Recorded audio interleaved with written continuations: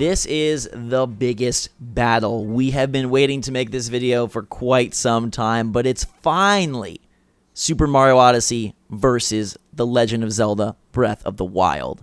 What's going on, everybody? It's Zach from Switchforce. Gabe is here, and with the Game Awards mere hours away, we are ready to have the two top tentpole Switch titles face off and give you our pick for which should win Game of the Year. Both phenomenal games, both nominated. We really hope one of them wins, right? Fingers crossed. Absolutely. There are other amazing games also nominated for Game of the Year, but you know the Game Awards is the biggest video game award show there is for the industry, and like Zach said, mere hours away. Hopefully one of these two wins, and we're just going to talk about our thoughts on each of the games and what our favorite picks are going to be, or which one each of us individually thinks, because it might be different. Who knows?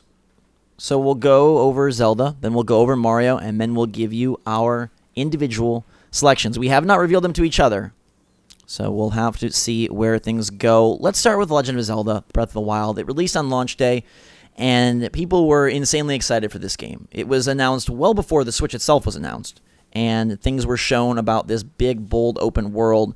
And to me, the defining feature of Breath of the Wild is the fact that it innovated in a way that Nintendo had never really done before. And it called back to the just complete exploration and the complete unknown that the original Legend of Zelda incorporated back on the NES, and found a way to bring that into 2017. And gosh, those first 20, 30 hours with that game are some of my favorite moments, not just this year, but any year, because it was so vast, it was so new, and it was so fresh. And that's the thing. A series that's as storied as Zelda, there's been a lot of Zelda games, both on handheld and on consoles. It's difficult to continue to make those games without just iterating, right? It's very, very difficult to have something groundbreaking for Zelda, right? Because we knew the formula. Go to these dungeons, get these weapons that, really help you get through those dungeons, go to the boss. Again, that formula stayed true for quite some time, and it works. It's still a great formula that I hope that they revisit at some point. But just giving you this big, big open world, go tackle it how you want. Go collect these hundreds and hundreds and hundreds of seeds so you can upgrade your very limited stats. Your weapons break very easily now. Like, they introduced so much in this game that is completely new to The Legend of Zelda. And not only that, they took a genre that, like you mentioned, Nintendo didn't have a lot of experience with, just huge, big, open world stuff, and they almost perfected it. Like, every corner of the world brought something new and interesting, whether you go to an icy place for the first time and you realize, hey, you can't be here because you don't have clothing that's warm enough, and the cooking, hey, go make some food so that you can hang around these areas that you generally can't hang around. There was so much there, and yeah, we're getting into a little bit like of minute details with the gameplay, but being able to attack the bosses in any order you want, that was very cool as well. So a lot to love with this one. Absolutely. And Link Between Worlds messed with the sort of in any order formula, and a lot of people, including us, use that as a template. But I think that Breath of the Wild surprised us much more, because it wasn't just a game with a bunch of dungeons that you could use different weapons however you saw fit. It was a massive world that is interactive at every corner, and I love that so much. I think that's where it differentiates itself from the typical open world game of the current generation, in that you can climb anything, you can break so much stuff, you can fly off mountaintops, you can kind of just immerse yourself in this world in a way that feels very organic. And there are so many things to uncover and find all around, and so many different just aspects of the game that you may never find or you may not come across. And it takes the shape as side quests of sort, and it takes the shape as just adventures you build yourself. I think that as the game has been exposed, per se, on the internet, and we've touched on this in another video, that maybe it lessens its impact once you know how much awesome stuff is going on. I think for those of us that played it at launch, that was the greatest time to play Breath of the Wild. And not to say that the game isn't as good anymore, because it's still the same game, but that moment of just genuine discovery is what sticks with me the most. And I would say that it doesn't have the strongest dungeons. It doesn't have the strongest bosses. I think the combat given the fact that you have different weaponry, given the fact that there are, some semblance of statistics, to me that also was a great addition to the franchise and gave it a little bit of a different vibe. But I really for me, it's all about just uncovering and how much is packed into that little cartridge. Yeah, and it did a lot of things unconventionally, right? Gone were the boomerangs and other items that, again, traditional Zelda. Storytelling in an open world game like this that you get to choose your own path was also very cool. You get to go and find those memories and some of the stories told that way. So even that, right? Remember before it even came out, we had discussions like, hey, how does this even work, like story-wise, right? Because if you can just go to the final boss right away, right?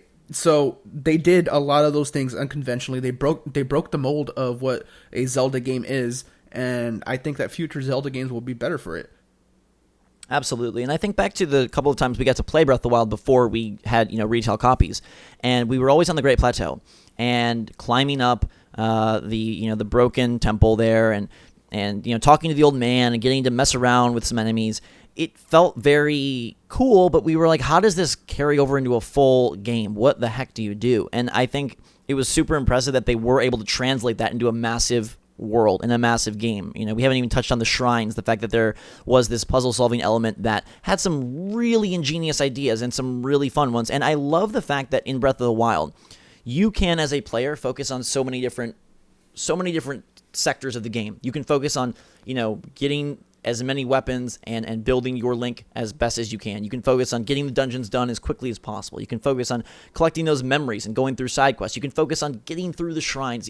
The game really allows you to tailor your own experience, and I think that is very cool, especially in an era when hand-holding is so prevalent. Like, Breath of the Wild does not really hold your hand in any way. It's not to say it's an impossibly challenging game, but my first fight with the Lionel atop of the mountain, that was a very difficult battle, and I loved just slogging through that fight and finally winning. And I loved having to find my way up to the lizard dungeon atop Death Mountain. Stuff like that was just such a brilliant experience, and I feel like the game is one of those games that's the sum of its parts more than each individual aspect, because if you break it down, you're like, okay, like I said, it doesn't have the best this in the series, doesn't have the best that, but the entire combination and the way that they were able to make it, it's a seamless world with so much interactive elements.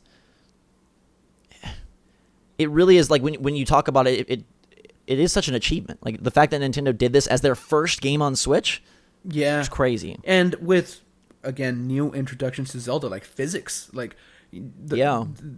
way physics work in the game is something that, again, new for the series for the most part. Hey, good motion control. People really liked, using their Pro Control and aiming their bow and arrow. It works really well. It's the game did a lot right, like you said, and you combine everything. It's still probably my favorite game of the year. Yeah, it's really cool. I mean, Korok seed hunting. You want to do some of the different challenges and just. I was also impressed with that the world was diverse. That map is huge. Going to one corner of the map is a very different feeling from going to the other corner of the map. Getting different mounts, changing your clothes, visiting the different villages. It really is a spectacular, just a gaming milestone, I feel. And I don't know where Nintendo goes from here with the Zelda franchise.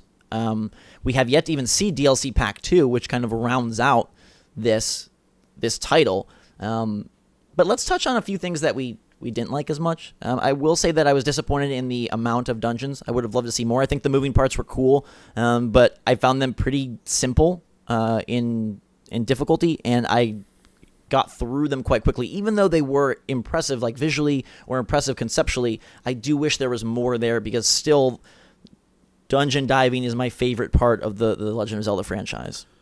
Yeah, and it just seemed like that wasn't their focus this time around. This time around, it was more about exploration and discovery. I feel like those elements were something that they really wanted to refine. But, for me, and the most annoying thing was just the weapons breaking so darn quickly. Very, almost insignificant. Because, you just continue to pick up weapons as you go. But they broke super quickly, and just that, like, to me, that was like the biggest like deterrent of me to just like absolutely, constantly like playing the game, because sometimes I play for hours and my stuff keeps breaking, and I don't know, found it a little annoying. But other than that, like, if I'm honest, like, there's not a lot that I don't like about the game. But I also recognize that I'm probably a little bit more of a Zelda fanboy than you. So there is that. Yeah, I also felt like, for me, and this is just I guess a personal player preference, I enjoyed the game far more before I knew all the cool stuff that was in it. Like, knowing, like, oh, there's these, dragons over here. I kind of want to go find them. Or knowing that, oh, if you go over here and do this, you can get this, the Master Sword and this and that. Like, when it was just me exploring the world, I found that far more exhilarating than when I was more... Not that I had to, but knowing, like, these different elements felt like I was just following a strategy guide at a certain point. Like, oh, I really should go get that. I want to do that. And I will say that the ninja hideout I felt was very bad. Oh, yeah. Stealth in Zelda, no. Please, no. But all things considered, super cool, gorgeous, right? Visually, we didn't even touch on that yet, but a very pretty, vibrant game with diverse characters and just a really great introduction to the Switch, right? I think that it carried forth the idea of the Switch so well, being this massive adventure that you could take on the go. I mean, we made videos on planes and prisons and, in bed all over it, and so many people got to live their fantasy of playing a major AAA Nintendo title, a major Legend of Zelda, the biggest Zelda ever, wherever they were. And I think that really helped cement the Switch. It did a lot for the platform as well as just, the individual title itself. Yeah, I mean, I feel like we just spoke an awful lot about Breath of the Wild. Yeah, so let's move on to Super Mario Odyssey, which released many moons later, and there are many moons to collect in that game. I feel like what differentiates these two is that, for me, even though Super Mario Odyssey is a very different take on, the traditional Mario, to me, Mario Odyssey feels like the culmination of 64, Sunshine, Galaxy, 3D World, and Breath of the Wild feels like a much more, I don't want to say bold, but they decided to kind of go the opposite direction. And I feel like Super Mario Odyssey incorporates so many elements so well from the past 3D adventures and kind of forms like this ultimate Mario while still offering new aspects. But at the same time, there definitely is not like the allure of brand new that Zelda had. Well, while you're right, there isn't. They have this one recurring theme, though, where these games do things a little differently. Like, gone are the regular power-ups. Now you have the ability to change your outfits, and, it's Cappy and taking over enemies. So it was different, but at the same time, like you said, you can see where this comes from. With Zelda, we hadn't seen that kind of, openness since the original, but I don't want to keep mentioning Zelda, so let's stick to Mario for a second. Overall, like, how did you feel about Mario? Did you love it as much as you thought you were? I think that I went in with a little bit of worry with Mario. I think we kind of, at Switch Force, all did. We saw some of the initial worlds, and we got to play some at E3, but we never really understood the full scope of the game. And luckily for me, that was completely... That worry was eliminated. I feel like the game has a giant scope. There are plenty of kingdoms. There are lots of places to go. And the idea that this was going to somehow be a super small, very easily beatable affair erased, right? I do think that they made efforts to increase accessibility in a number of ways. The moons, sometimes you do just stumble upon a couple in a box or, beneath a ledge. And it doesn't have as much of a linear beat the level focus as past Mario titles.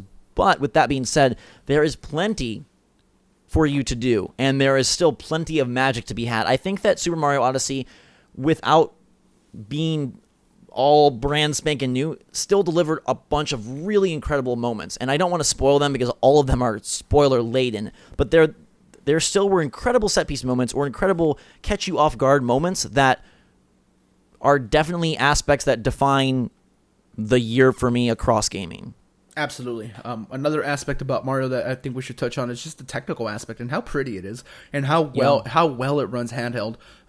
Zelda, it stutters a little bit in handheld. Mario's perfect to take on the go. The art style lends itself to it a little bit more, I feel like. But the fact, and so much diversity. The kingdom, you look at Luncheon versus Metro versus Wooded versus some of the final worlds, like so unique and so much just visual oomph there. Yeah, I mean, a game littered with callbacks and little Easter eggs that you will enjoy if you're a longtime Mario fan. There's a lot to love here. Gameplay, darn near impeccable. The jumping, the traversal in this game. So many people have insane moments, and just seeing those things on Twitter and on Reddit of like people like getting to places where they shouldn't be able to get to by these very weird ways. Like that in itself was very fun. On top of the game being absolutely phenomenal. But one of the echoes that's like often, one of the sentiments that's often echoed, is that the game doesn't even really open up until the credits roll. Once the credits roll and you begin your quest to hunt all of these moons, these many moons, like 1,000. Like there's a lot to do there. So if you're one of those people that absolutely needs to have like X amount of hours for your game to be worth it, Mario will more than give that to you in spades. And again, you mentioned it, but the diversity in these areas, no two areas are really the same. Yeah, and in that way, the games are actually very similar in that Zelda, the focus is not about getting to the end of the linear storyline. It's about what else is there. And Mario does have, credits that roll, but you can get through that pretty quickly, and then the rest of the game, as you mentioned, Gabe, is there, and so much opens up, and there's so many more challenges to be had, and new moons, and the levels that you previously explored are filled in with new aspects, and there are additional kingdoms to unlock, and different characters that show up, and I think while I do wish that Super Mario Odyssey had a little bit more difficulty and maybe a greater focus on some more linear challenges, I think that the capping mechanic worked out very well. And I never found that to be repetitive. I never found that to be dull. In fact, it really keeps things going. And I loved being all the different little enemies and tanks and birds and Goombas. And the way that they're able to incorporate that into the many levels is pure genius. Yeah, and I hate to keep making the comparisons, but like Zelda, I feel like the boss battles were a little bit underwhelming here. At least the regular boss battle. Again, I don't want to get into spoilers, but boss battles underwhelming for me at least. I don't know how you feel about that. So maybe there are more parallels between these two games than I originally thought. But it's hard to see what the next Mario is, right? Do we never see Cappy again? Like that's something really interesting for me. DLC wise, right? We keep saying that we're waiting for DLC 2 for Zelda. I don't know what they do with Mario. Maybe even it'd be great to see DLC for Mario. Maybe we even hear about that tonight with the Game Awards. Who knows? Or tomorrow night.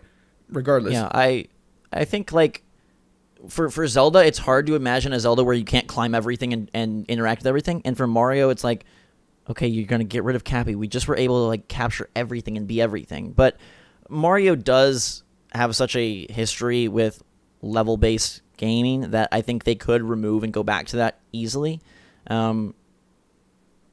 Zelda Breath of the Wild seemed to be such a departure that people were so excited. I did see a number of people say that they wish this was more like 64 or more like Galaxy or more like that. How did you feel? Were you excited and happy to see like a new sort of, like I said, a culmination of those, or did that nostalgia sort of sully the experience a bit? I never fall into the party that says, hey, why isn't this more like 64 or more like, insert game here? I can't. Because if I want that experience, I'll go back and play that experience. Like, going back and playing 64 is very viable. If you have a 3DS, there's a number of ways to play it. Won't get into that. But if that's the experience you want, go have that experience. So I'd rather have the iteration. I'd rather have the newness. I'm perfectly fine with this new quote-unquote way of Mario existing. Although I don't think that this is even that far off. Like, people say that it's really, like, not a spiritual successor to 64 and Sunshine. Like, to me, like, you can see it. You can see how the series has evolved. Like, this isn't like something like completely out of that field. So yeah. I can't get with those people. So, but that's just me. And just the different characters, they seem to add a lot of cinematic flair. The ending is very shocking in some ways, and it is very beautiful. It runs very well. It looks great, and there are so many kingdoms that you're just like, wow, like that's really, really pretty. And I guess the sandbox nature of Super Mario Odyssey, the fact that even after the credits roll, there's so much for you to go do, and that it is not given in a level by level formula, but rather, hey, if you see a moon over there and you want it, go get it. If you change your mind midway through, that's okay. That does draw parallels with the Zelda Breath of the Wild. Hey, if you see a shrine, go to it. If you see a dungeon, go make it happen. That there's not... These games don't place very many limits, and they don't aggressively hold your hand. And I like that a lot about both of them. And we could touch on the cool 2D incorporation. We could touch on the many hats and the outfits and how they affect gameplay. We could touch on the fact that, there is currency in shops in Mario Odyssey, unlike anything before it. And so many callbacks, like you said, and so many nostalgic moments. But I think now it is time for us to make our own pitch and pick. And Gabe, I will let you go first. I guess it's no surprise. Like I said, I have a Triforce tattoo, for God's sake. So, for me, it's definitely Zelda. And, I experienced some heartbreak with Zelda, man. I had a save file that was over 100 hours or something that just got erased because the Switch can't do multiple saves on the same profile. Since then, went back and played the hard mode a little bit that came with the first DLC. And, that almost felt like a brand new experience because it's just so difficult to make progress in that. But, I love the series in general, and again, this combination of a huge departure and a huge callback. It's a departure and a callback at the exact same time because, like we touched on, it brings back that, like, the fact that, hey, your hand will not be held. Go explore this of the original Zelda. Plus, it introduces all these new systems and introduces a huge open world that we've never seen before in a game like that. So for me, it has to be Zelda. I think it's a game it's the must-own Switch game for me. Obviously, Mario is Mario, and it's going to do what it's going to do. But I feel like the change in Zelda was way more drastic. And, what else is there to say, really? Like, we talked about the game for, almost 15 minutes. It's fantastic every single way. I highly recommend it. If you got the Explorers bundle, you got, a little bit of extra goodies for the exact same price. I don't think price drops are happening or anything like that anytime soon. So if you're, hesitant on Zelda, or you've maybe never even played Zelda, I still think this is a fantastic first Zelda experience to have for someone. Yeah, absolutely. For me, it's much more unclear. It's much more difficult. I love the experience I had with Breath of the Wild. I think that it provided much more of a whoa, what the heck, awe-inspiring first few days and even weeks with the Switch. I found myself falling off with it, though, because I don't know. Like I said, I ran into this weird conundrum where once I had explored a lot of the map, it began to feel a little bit tiresome to me. And I feel like Super Mario Odyssey, while not as exciting, is a tighter experience in that cool stuff is happening constantly. And I know that Zelda just has a different philosophy, but I think for me as a gamer, I prefer the idea that Mario Odyssey is just jam-packed with goodies. And Legend of Zelda Breath of the Wild definitely is as well, but it takes a little bit more time to get them, especially once you get through sort of, I'd say, the first half of the world or the first half of the game, and you kind of really have a good grasp on what's going on.